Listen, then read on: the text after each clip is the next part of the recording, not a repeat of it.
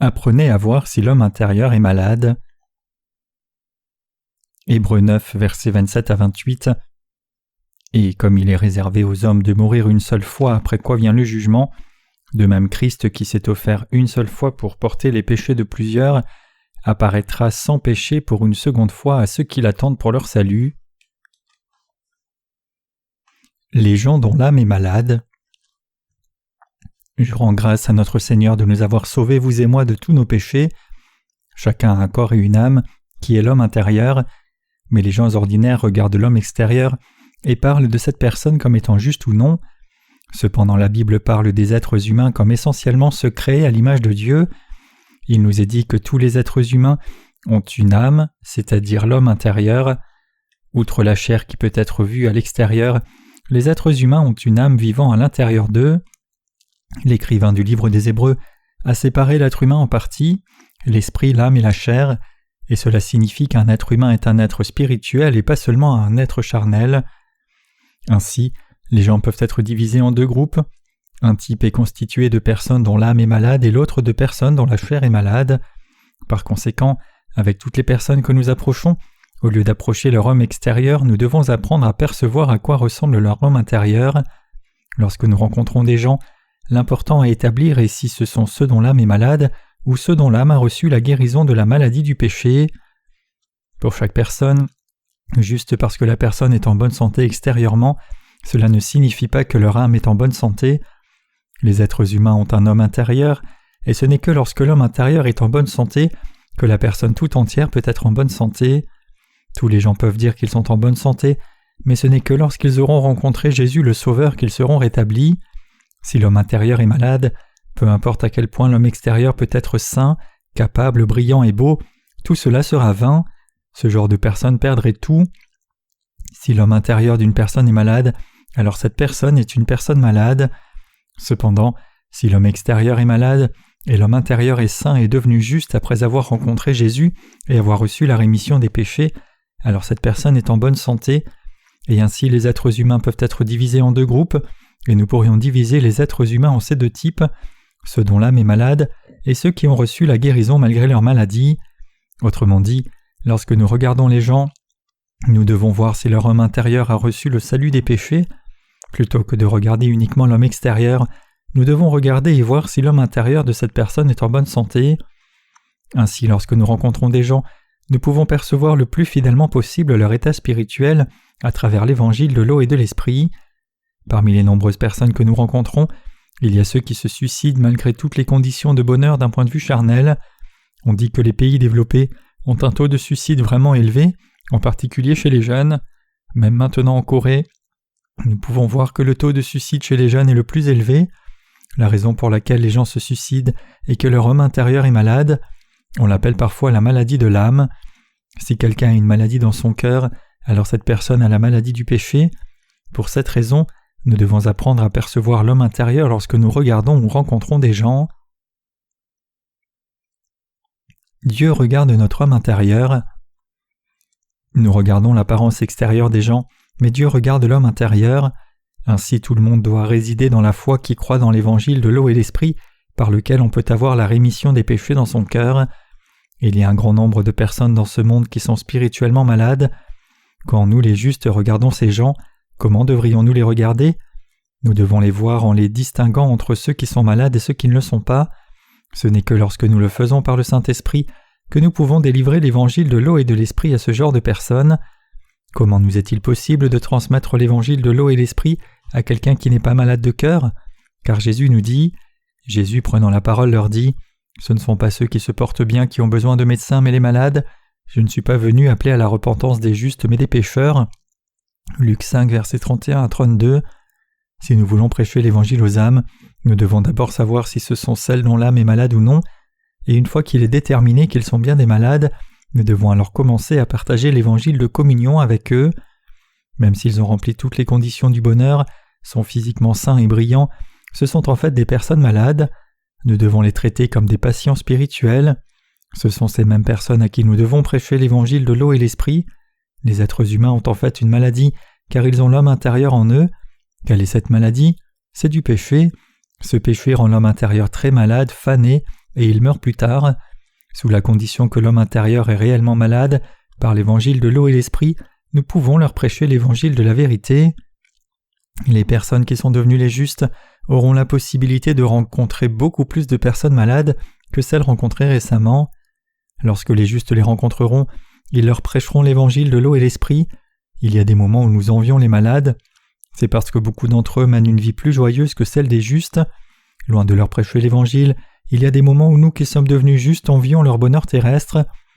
La raison en est que nous avons regardé leur homme extérieur au lieu de regarder leur homme intérieur. Pour cette raison, nous devons posséder des yeux spirituels. Nous devons apprendre à reconnaître les âmes qui meurent à cause des péchés. Parce que l'âme qui est leur homme intérieur est en fait malade, ce sont des pécheurs. Tous ces gens dont le corps a le péché sont les malades devant Dieu. Nous devons chercher et trouver des gens dans ce monde qui meurent à cause de leurs péchés, et puis nous devons leur répandre le parfum de l'évangile de l'eau et de l'esprit. Mais pouvons-nous prêcher l'évangile de l'eau et l'esprit à ceux qui n'ont pas encore vu leur propre image? Même Jésus a dit que les malades étaient ceux qui avaient besoin d'un médecin. Les gens peuvent être aisés d'un point de vue charnel, mais s'ils ne se sont pas encore reconnus comme pécheurs devant Dieu, comment ressentiraient-ils le besoin de l'évangile de l'eau et l'esprit? Par conséquent, nous devons sélectionner ceux qui doivent entendre l'évangile de l'eau et l'esprit.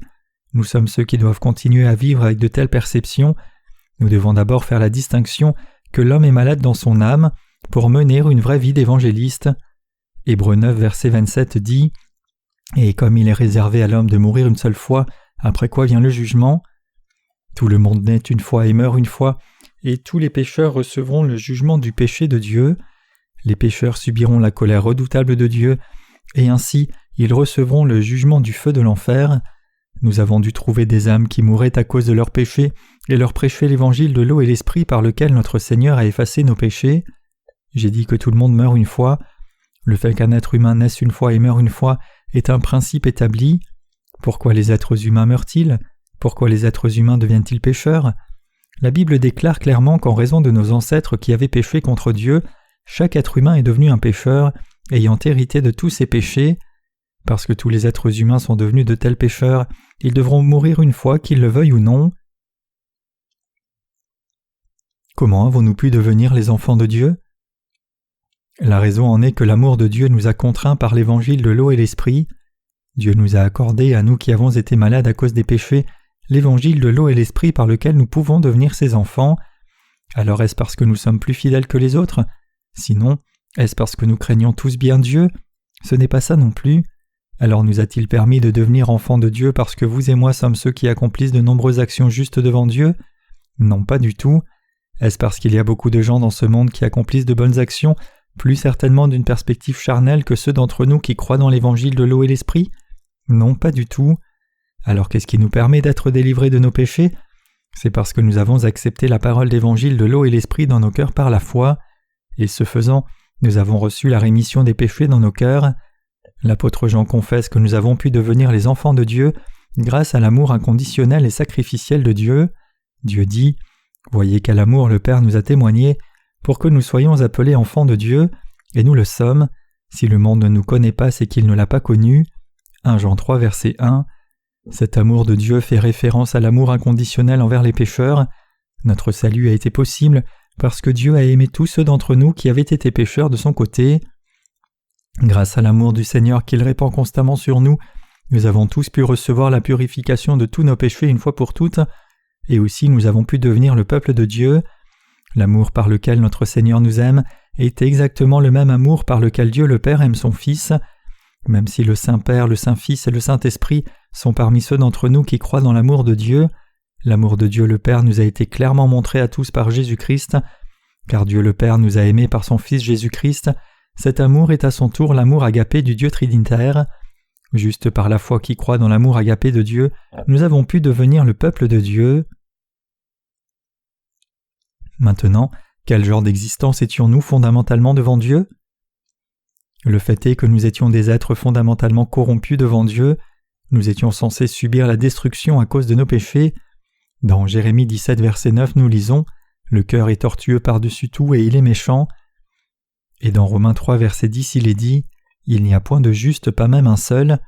Il n'y a pas une seule personne qui ne commette pas de péché. » Romains 3, verset 23 dit « Car tous sont péchés et sont privés de la gloire de Dieu. » Ainsi, lorsque nous étions corrompus, pécheurs et destinés à être maudits, Dieu nous a tous sauvés de tous nos péchés par l'évangile de l'eau et de l'esprit. Dieu a fait de nous ses enfants pour qu'il puisse nous revêtir de son amour inconditionnel du salut.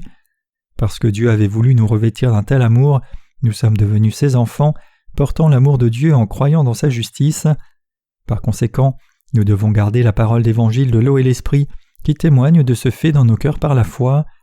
Nous devons nous rappeler que même si nous étions nous-mêmes une couvée de méchants, nous avons pu recevoir la rémission des péchés parce que le Seigneur nous a sauvés du péché du monde par la vérité de l'évangile de l'eau et de l'esprit qu'il a accompli pour nous. Maintenant, nous ne devons pas prétendre être spirituels devant Dieu sans connaître notre moi fondamental, car nous sommes devenus les enfants de Dieu par la grâce de Dieu, bien que nous ne puissions pas espérer son amour. Une telle grâce était possible grâce à notre foi dans l'amour inconditionnel de Dieu, et ainsi Dieu nous a transformés en ses enfants qui ont été sauvés de tous nos péchés, et il nous a fait vivre notre vie à partir de maintenant comme ceux qui sont toujours plus reconnaissants envers Dieu et qui ont beaucoup de foi. Devant Dieu, appartenons-nous aux gens comme Ésaü ou aux gens comme Jacob dans une perspective spirituelle? Ceux qui croient dans l'évangile de l'eau et l'esprit appartiennent aux gens comme Jacob et pas à Ésaü. Dieu nous aimait tous également et ne nous détestait pas. Ainsi nous avons dû recevoir la purification du péché par la foi en croyant dans l'évangile de l'eau et l'esprit qui est la justice de Dieu, plutôt que de nous vanter de notre grandeur. Nous devons tous devenir ceux qui appartiennent aux gens comme Jacob, plutôt qu'à des gens comme Ésaü, comme le montre l'Ancien Testament. Ce que nous devons comprendre, c'est que même à l'intérieur de l'amour agapé de Dieu, les gens qui appartiennent à des gens comme Ésaü ne peuvent pas être sauvés. De telles personnes arrivent à leur destruction, car elles refusent de croire dans l'évangile de l'eau et l'esprit, qui est le grand amour de Dieu. Ce que nous devons comprendre ici, c'est que ce n'est pas parce que Dieu n'a pas aimé Ésaü et n'a donc pas effacé ses péchés, c'est parce que les gens qui appartiennent aux gens comme Ésaü ont refusé cet amour de Dieu. Dieu les avait revêtus de l'amour de la rémission du péché, qui efface tous leurs péchés, même ceux appartenant aux gens comme Ésaü. Mais à la fin, parce qu'ils ne croient pas de tout cœur à l'amour de Dieu, ils en sont arrivés à une position où ils ne peuvent que recevoir le jugement du péché à cause de leurs péchés. Il est difficile pour ceux qui appartiennent à des gens comme Caïn et Ésaü d'accepter l'amour de Dieu parce qu'ils ont leur propre vertu. C'est parce qu'ils ont leur propre justice, leur propre sens du jugement, et un cœur qui s'appuie sur leurs propres bonnes actions. Pour cette raison, ils ne croient pas purement à l'évangile de l'eau et l'esprit qui est l'amour de Dieu et l'évangile de la purification des péchés dans leur cœur, et restent donc pécheurs. L'apôtre Jean a parlé ainsi au sein de ce qu'il croyait être l'amour de Dieu en disant « Si le monde ne nous connaît pas, c'est qu'il ne l'a pas connu ». 1 Jean 3, verset 1. L'apôtre Jean est devenu enfant de Dieu après avoir été revêtu de l'amour du Père et du salut de tous les péchés. Ce que cela signifie, c'est que nous devons aussi connaître et croire cet amour du salut. Cependant, parce que les gens dans ce monde en ce moment ne connaissent pas le grand amour de Dieu le Père par Jésus-Christ, ils sont arrivés à un point où ils persécutent ceux d'entre nous qui croient en cet amour. Les gens de ce monde continuent de vivre jour après jour sans se rendre compte que Dieu le Père nous a tous délivrés du péché du monde par la puissance de l'évangile de l'eau et l'esprit par Jésus-Christ. Ainsi, parce que les peuples du monde ne comprennent pas correctement à quel point nous qui croyons l'évangile de l'eau et l'esprit sommes différents d'eux, ils sont incapables de comprendre à quel point l'évangile de l'eau et l'esprit que nous leur prêchons est précieux et sont donc incapables d'y croire. Et pour cette raison, les gens du monde ne peuvent que savoir que les justes qui croient l'évangile de l'eau et l'esprit sont tout simplement très différents d'eux. Ce sont eux-mêmes qui commettront le péché de nous persécuter à l'avenir. Autrement dit, la raison est que fondamentalement, ils ne savent pas qui est vraiment Jésus-Christ, ils ne pourront pas non plus reconnaître ceux d'entre nous qui ont été revêtus de l'amour de Dieu. Pour nous, Jésus-Christ est le Fils de Dieu, le Créateur, le Maître en qui nous croyons et le Sauveur qui nous a sauvés de tous les péchés du monde et de la destruction éternelle. Les gens du monde ne peuvent pas reconnaître ceux d'entre nous qui sont devenus enfants de Dieu en croyant dans l'évangile de l'eau et l'esprit, et donc ils se lèveront contre nous et deviendront ainsi les ennemis de Jésus-Christ.